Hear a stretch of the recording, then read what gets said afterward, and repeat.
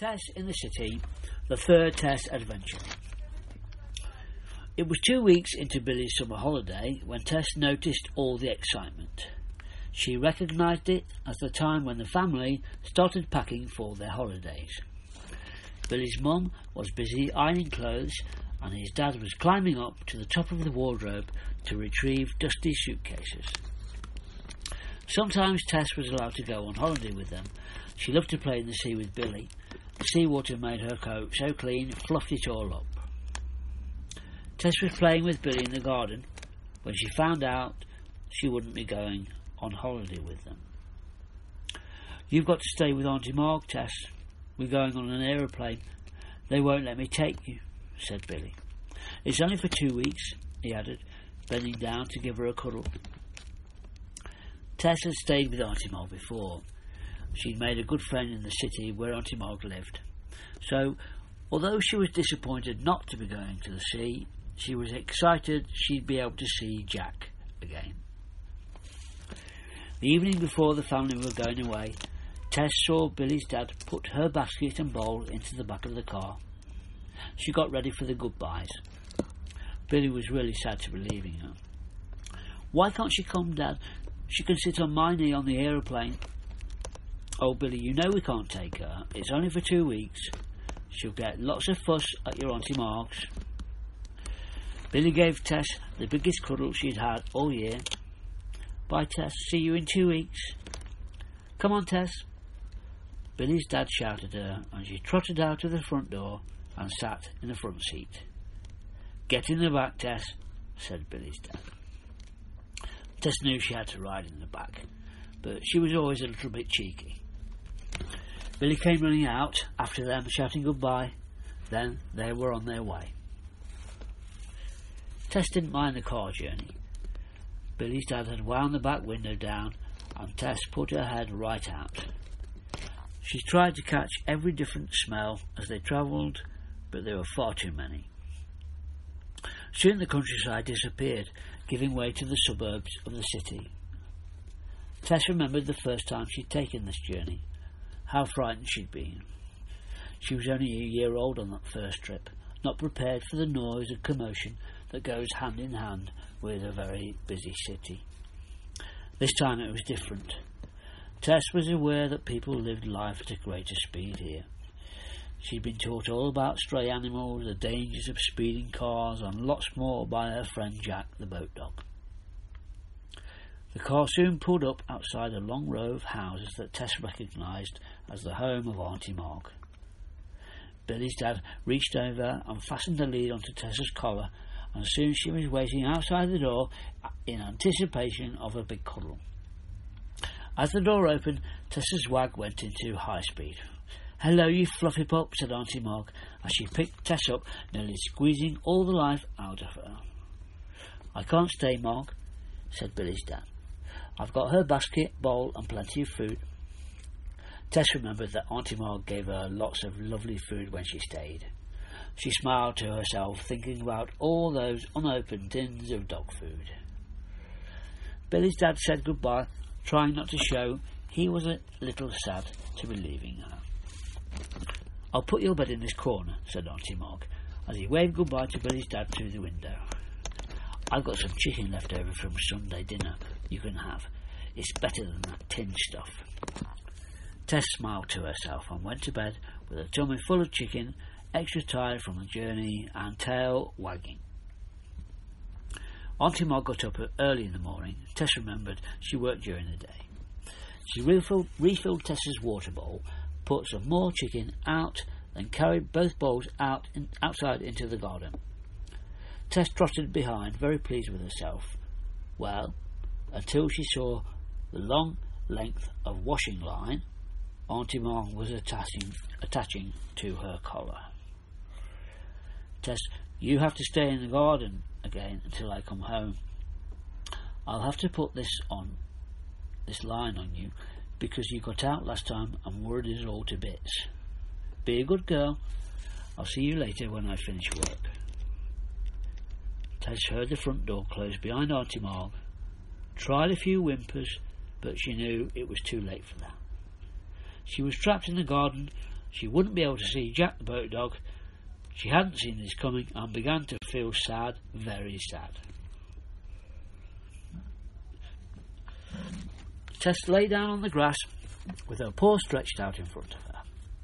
Then she put her head on top of her paws and started to think. The washing line looked too thick to chew through, but somehow she had to get out of the garden. Standing up, Tess tested the length of the washing line.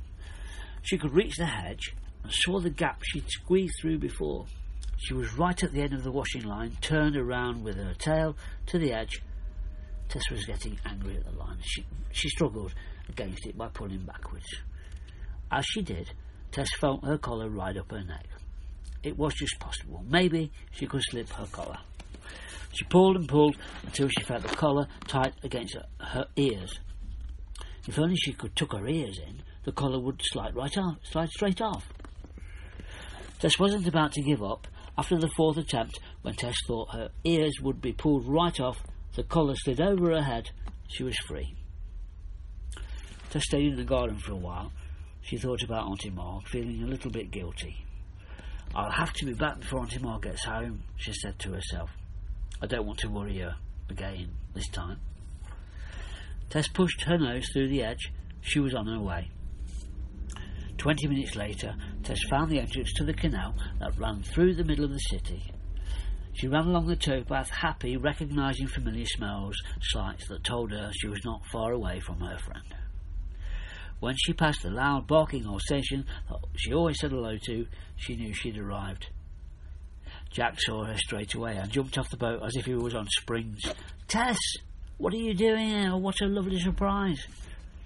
Tess explained about the holiday, how she was staying with Auntie Marg, then about the washing line.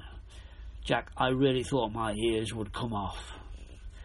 Jack licked her ears and told her that she still had the loveliest ears, prettiest face, and waggiest tail, which was wagging rather fast by now, in brackets, in the whole world. Soon they were sitting by the boat, catching up on all the news. "Is everything all right, Jack?" said Tess. She knew him well enough to know he had something on his mind. "Tess, do you remember when you came to see me last time? We met some friends of mine who were homeless. Stray dogs." "Yes, I was thinking about that in the car on the way here," said Tess. "Well, they've always managed to survive, stayed healthy, fed their families because of the scraps left outside cafes, people giving them tidbits. I remember they always seemed to manage well. I was slightly jealous of their freedom for a while," said Tess. "Things have changed, Tess. Over the last year or so, more and more foxes have moved into the city because their homes have been destroyed in the countryside. They have families to feed, and they're very clever, Tess, often getting to the leftover food before the stray dogs. I was just on my way to see Barney with a few tidbits. He has a young family to feed." "Jack, I'll come with you. There's food in the garden where I'm staying. We can get out on the way." The two friends were soon loaded up with food on their way to see Barney and his family. They crossed the canal, walked through the park. Birds were singing, squirrels were racing about. Then something happened. Jack spotted them first. Then Tess realised something was wrong. As they passed the big oak tree, they saw one fox first. Behind him another and another. Before they knew it, 6 or 7 foxes cornered Tess and Jack against the tree. "That looks like tasty food," said the first fox. Tess was not prepared for hostility, but she was ready. She wasn't going to stand down. "This food is for our friends," she said. "You need to move out of the way. Let us pass. We're all trying to survive, aren't we?" Jack was ready as well. He was a tough little dog who wouldn't lie down without a fight. "You will give us that food, or we will take it from you," said another fox. "Then you'll have to take it from us," said Jack, stepping forward to protect Tess. Tess's heart was pounding. She was glad Jack was with her, just as Jack was glad Tess was with him. Together they were a formidable team. There was a silence for what seemed like an hour, until through the skulk of foxes walked the tallest, strongest-looking fox Tess and Jack had ever seen. "I'm with you," said Jack. "I know," said Tess. "I've missed you so much." They looked each other in the eyes and both felt incredibly incredibly close in the face of this danger. By this time they were almost face to face with the large fox. Tess and Jack were ready for the worst. The fox was now standing over the two brave friends. Then he stopped and turned to Tess. "What's your name?" "My name is Tess," she said, bravely hiding her nervousness. "Are you from the country?" continued the fox. "Yes," said Tess. "I'm staying here for 2 weeks while my family is on holiday." The fox came even closer until he got within touching distance of Tessa's nose, and then he bowed his head. "Then you're the Tess that saved my sister's life?" A feeling of emotion started to creep up inside of Tess. "Are you Fox's brother?" asked Tess. "Yes," said Fox. "She told me what you did for her. We all owe you a big debt of gratitude. We need to talk, Tess. We need to talk."